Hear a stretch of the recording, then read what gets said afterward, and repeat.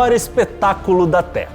Não, a gente não tá falando da Sapucaí em fevereiro, como a gente cresceu ouvindo na televisão, mas sim de um lugarzinho escondido no interior da França. Uma cidade pacata de 150 mil habitantes que religiosamente, ano após ano, abriu uma trilha rumo ao Olimpo do automobilismo. Durante 24 horas, cada volta completada, cada minuto vencido é não só uma prova da força de vontade humana, mas também um passo a mais para centenas de pilotos, mecânicos e chefes de equipe que buscam escrever o seu nome na história. Porque sim, ao lado de Mônaco e Indianápolis, Le Mans é uma das 3 corridas com bagagem suficiente para fabricar heróis e eternizar vilões. Uma história rica e cheia de desafios que começou há exatamente um século, uma história com 100 anos de sangue, suor e lágrimas.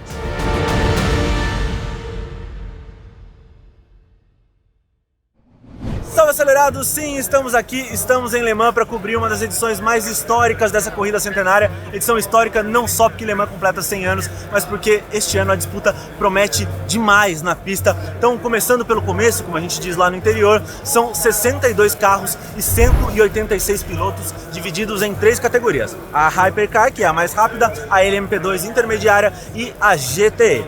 A Toyota reinou sozinha, né, entre os Hypercar nos últimos anos, antes chamava LMP1, mas ela reinou sozinha e esse ano a disputa promete exatamente porque a gente tem muita gente boa de volta. Temos Ferrari de volta, temos Porsche de volta, temos Peugeot de volta, temos também Glickenhaus, Van Wall e Cadillac, então uma disputa emocionante pelo título Hypercar. São também 5 brasileiros divididos nessas 3 categorias, Felipe Nasser e Pipo Derani correm na Hypercar, temos Pietro Fittipaldi e André Negrão na LMP2 e Daniel Serra na GTE, então temos para quem torcer, temos aí 5 nomes pra gente torcer e além disso, além de mostrar tudo que rolou aqui em Le Mans, tudo que vai rolar aqui em Le Mans, eu também quero mostrar pra vocês, fazer um tudo sobre especial, contando um pouquinho da história desses 100 anos dessa corrida maravilhosa. Então bora voltar no tempo, bora voltar pra 1923. Correr por 24 horas é uma maluquice gigante ainda hoje. Mas há 100 anos, correr por um dia inteiro era uma insanidade digna de trancar o cidadão e jogar a chave fora. Vamos ao contexto da época. Em 1923, ainda existiam mais cavalos em carruagens do que carros a combustão na rua, uma transição que havia começado ali alguns anos antes e que se intensificaria na Europa da década de 20. A França também se recuperava lentamente de uma guerra cruel que matou quase 2 milhões de franceses e os carros de produção mais rápidos do período, malemar, passavam dos 140 km por hora. Ou seja, automobilismo era a última das preocupações daquele povo, mas foi nesse cenário pouco favorável que 3 pessoas se juntaram com a missão de criar uma corrida de resistência em um circuito de 17 km improvisado nas ruas de um vilarejo. Then, in a Le Mans start, Sterling Moss was first away. Émile Coquille, um fabricante local de pneus, Charles Faroux, um jornalista, e Georges Durand, secretário-chefe do Automobile Club de l'Ouest, o ACO, clube de acelerados franceses que até hoje organiza as 24 horas. Mas a primeira edição foi muito mais um desfile de tecnologia do que uma corrida. A própria organização não coroava um vencedor ao final do dia. Um regulamento digno de campeonato carioca, as primeiras 24 horas de Le Mans faziam parte de uma Copa trienal onde o campeão seria aquele que, após 3 anos de corrida, conseguisse a maior quantidade de voltas acima do mínimo estipulado pela organização para cada tamanho de motor. Complicado demais, mas eu tento explicar num resumão para vocês.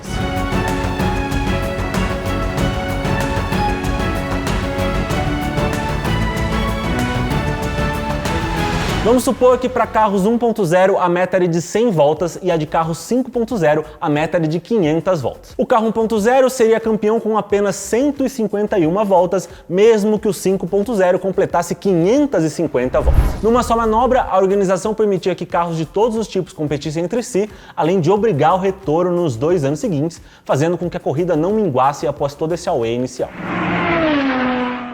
33 carros se inscreveram para a corrida de estreia, sendo 30 franceses, 2 belgas e apenas 1 inglês. De todas as marcas, só 2 nomes sobreviveram ao tempo, Bentley e Bugatti. O vencedor foi um Chenard Walker com motor 3.0, que completou 128 voltas com uma velocidade média de 92 km por hora.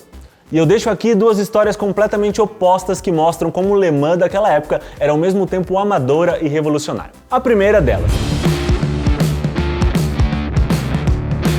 Quando o Bentley do piloto John Duff ficou sem gasolina, ele voltou ao box a pé para avisar sua equipe. Imediatamente, seu companheiro Frank Clement montou em uma bicicleta com 2 galões de gasolina pendurados no pescoço, percorreu todo o circuito no sentido oposto ao dos carros para reviver o Bentley e completar a corrida em um honroso 4º lugar.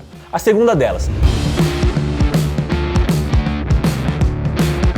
Dos 33 carros inscritos, 30 completaram a corrida, um ótimo número que só se repetiu em 1993.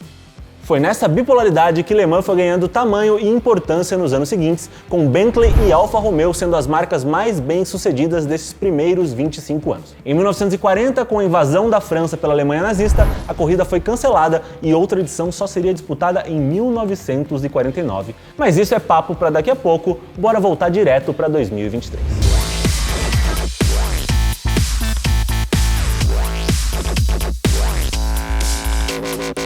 Bom, tô aqui com o Felipe Nasser, piloto da Porsche Penske e um dos 2 brasileiros que vai competir na categoria Hypercar. Felipe, é a sua 4ª experiência em Le Mans, nas outras 3 você correu na categoria LMP2. Como é a adaptação de pilotagem para pular para a categoria Hypercar, um carro que esse ano no quali foi 10 segundos mais rápido que um P2? É uma evolução, né? Um carro que primeiro a gente voltou à classe principal, né? Que é a classe Hypercar. Pelo regulamento já é um carro com mais potência, um carro com mais aerodinâmica, um carro que tem uma capacidade de velocidades muito superiores a um LMP2. Então, claro que acho que todo aprendizado é válido, né? Então o LMP2 foi uma experiência legal. E eu estou super feliz aqui em estar representando a Porsche Penske Motorsport do carro 75. Em homenagem aos 75 anos da marca. E um carro que, cara, ontem a gente provou que tem muita velocidade, o carro está competitivo. Classificamos em 4º, melhor Porsche 963 do grid. E agora é pensar na corrida, né? Como a gente vai executar uma prova amanhã. Como você falou, vocês largam de 4º, melhor colocação no carro Porsche. Se esperava muito da Toyota, né, que vem já montando uma hegemonia na categoria há alguns anos. A Ferrari surpreendeu, fez a pole. A Toyota classificou em 3º. Como é que está esse balanço de poder aí entre as equipes? Isso eu acho que agora é uma questão da categoria em si analisar, né, essa parte de equilíbrio, né, entre os carros e as montadoras. Agora o que eu posso te falar, cara, é que eu te garanto que ontem eu simplesmente fiz o meu máximo no carro, na classificação, não sobrou nada, assim, foi divertido pra caramba dar uma volta no limite, né, e ver realmente o que o carro pode oferecer, né, de pneus novos. Foi uma super volta, e mesmo assim você consegue ver essa diferença entre a Toyota e a Ferrari estando na frente. Vamos ver, essa corrida é longa, nem sempre o carro mais rápido vence essa prova, tem muita coisa para acontecer, o importante é estar com o carro competitivo, hein? E faltando 4 horas é quando o negócio fica sério. Boa, Felipe. Valeu. Muito obrigado, boa sorte amanhã. Obrigado.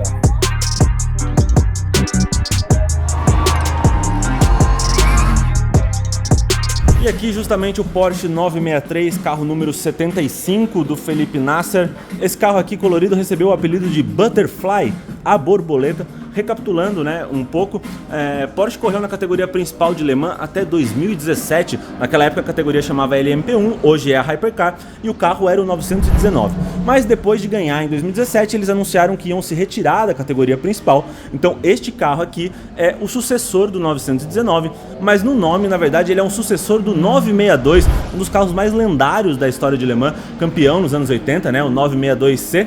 E o 963 tem motor 4.7 V8 combinado com um sistema híbrido, um motor elétrico montado ali no eixo traseiro.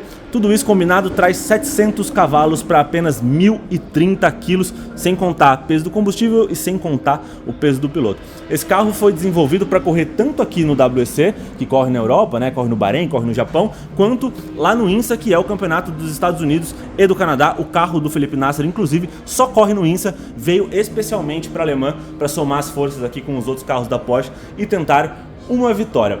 Esse carro estreou esse ano na categoria e no INSA ele já ganhou uma corrida. Já no WEC ele fez apenas um pódio em Portimão, um 3º lugar. Então será que teremos pódio da Porsche aqui em Le Mans? É o que a gente vai descobrir em breve.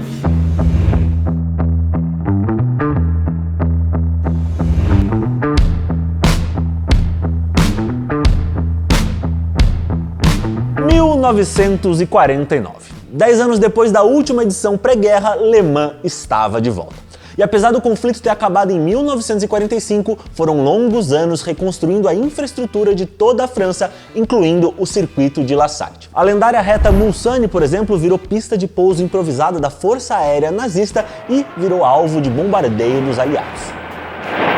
E a primeira corrida pós-Segunda Guerra é lembrada até hoje por dois motivos. Vimos a primeira vitória da Ferrari logo na sua estreia em Le Mans, sempre bom lembrar, feito conseguido pela Ferrari 166MM de uma equipe privada e não do time oficial de fábrica lá de Maranello. Vimos também uma das histórias mais heróicas destes 100 anos, protagonizada por Luigi Chinetti. Italiano radicado nos Estados Unidos, Chinetti era o importador exclusivo da Ferrari na América do Norte e o principal responsável por transformar, nas décadas seguintes, a marca do cavalinho rampante em objeto de desejo em Hollywood.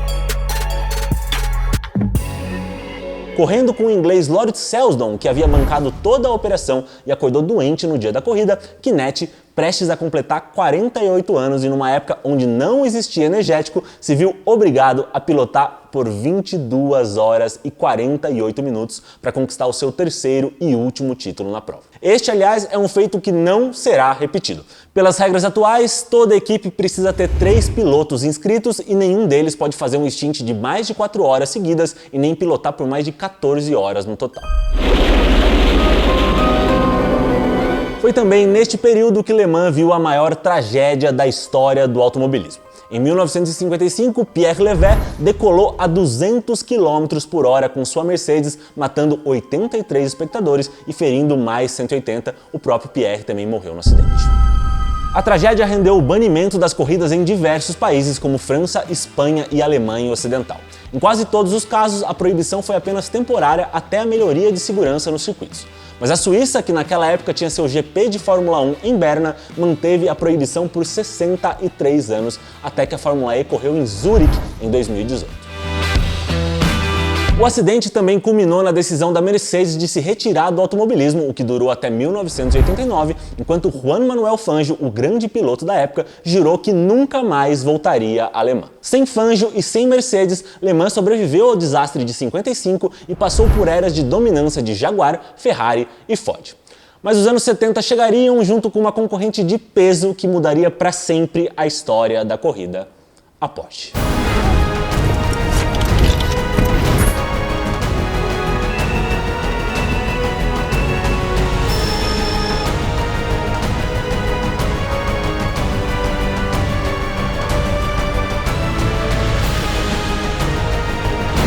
Agora é a hora que o filho chora e a mãe não vê. Noite caiu aqui em Le Mans faz alguns minutos, são exatamente 10h58, pouco mais de 6 horas completadas da prova.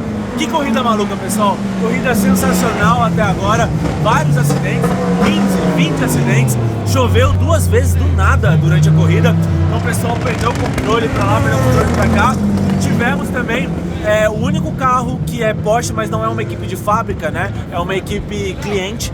Então esse carro estava liderando, sofreu um acidente e agora a Ferrari assumiu a primeira posição e pelo jeito o pessoal de Maranello vem forte. Então daqui mais 6 horas a gente volta com outro boletim direto de Le Mans, ainda na madrugada. Os mágicos anos 70 vieram e com eles veio o 917, o carro responsável por dar a primeira das 19 vitórias da Porsche em Le Mans, a marca mais vitoriosa de todos os tempos. Naquela época, Le Mans sentiu o peso do sucesso e começava a abandonar algumas das suas tradições mais marcantes. Agora totalmente alinhada com o regulamento técnico da FIA, foi em 1970 que a corrida abriu mão da famosa largada, onde os pilotos corriam até os carros e aí sim davam a partida. Foi também em 1970 que Hollywood desembarcou no pitoresco vilarejo da França. O Porsche 908 de número 29, comandado por Herbert Linde e Jonathan Williams, inscrito pela produtora Solar Productions, foi equipado com diversas câmeras para gerar conteúdo para o filme Le Mans do astro Steve McQueen. E aqui mais 2 curiosidades. Primeiro, o próprio McQueen, um dos atores mais bem pagos do mundo na época, estava escalado para pilotar ao lado do então campeão mundial de Fórmula 1, Jack Stewart, mas a sua companhia de seguros se recusou a aceitar o risco.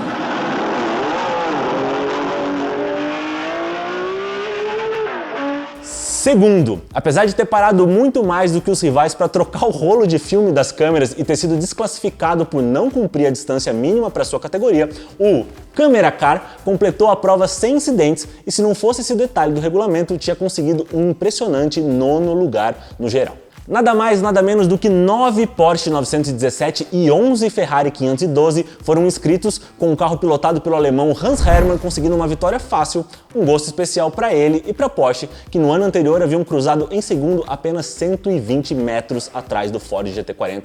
Isso mesmo que você ouviu, 120 metros de diferença numa corrida de 24 horas.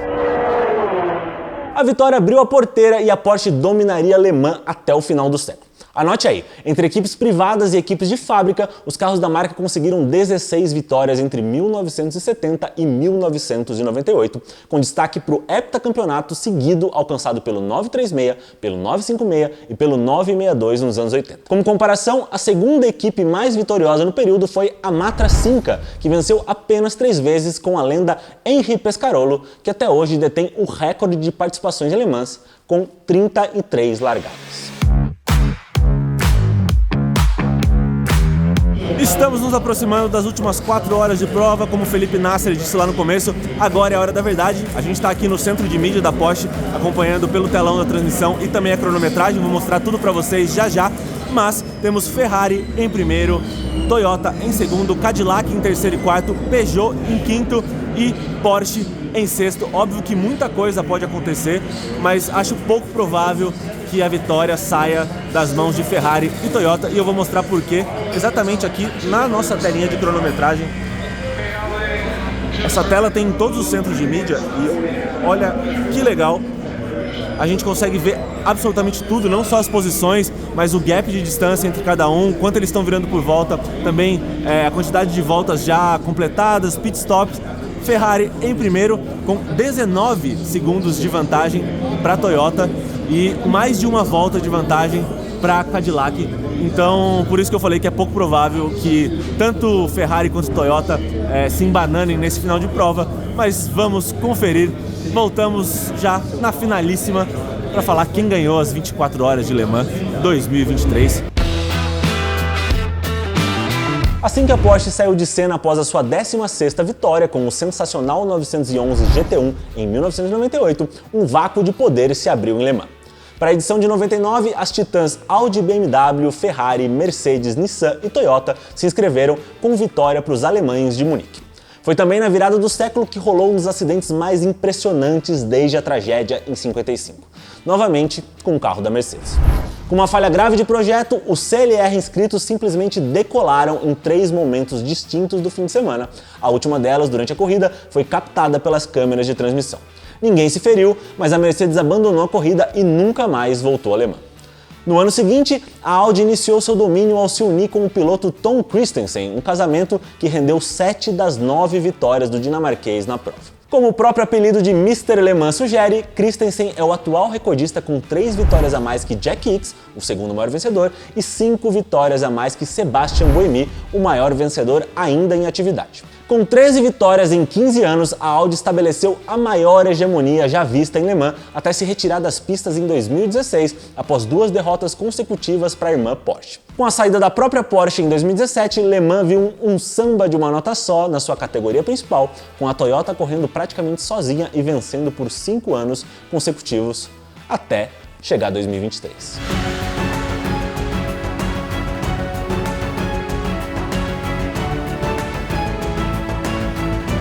Últimas voltas aqui em Le Mans, vai da Ferrari, Alessandro Pierguidi, James Calado e Antonio Giovinazzi trazem a Ferrari para o lugar mais alto do pódio depois de 58 anos, desde a vitória de 1965 da Ferrari 250 LM. Eu espero que vocês tenham gostado dessa cobertura, eu gostei demais de fazer, minha primeira vez em Le Mans. Que evento sensacional, galera! Essa galera merece o máximo respeito. Não só os pilotos que dirigem à noite, dirigem na chuva, visibilidade quase zero, mas também os mecânicos, os engenheiros, essa galera trabalha demais. E principalmente quem faz Le Mans ser tão sensacional assim é o público. O público que veio aqui, 300 mil pessoas passaram por Le Mans neste final de semana. Eu vi gente de todas as idades, muitas famílias. Então, no mundo onde cada vez mais as pessoas gostam menos de carro, é legal saber que muita gente ainda respira o automobilismo. Espero que vocês tenham gostado. A gente se vê numa próxima. Falou e até mais. E ó, fiquem com esse barulho maravilhoso.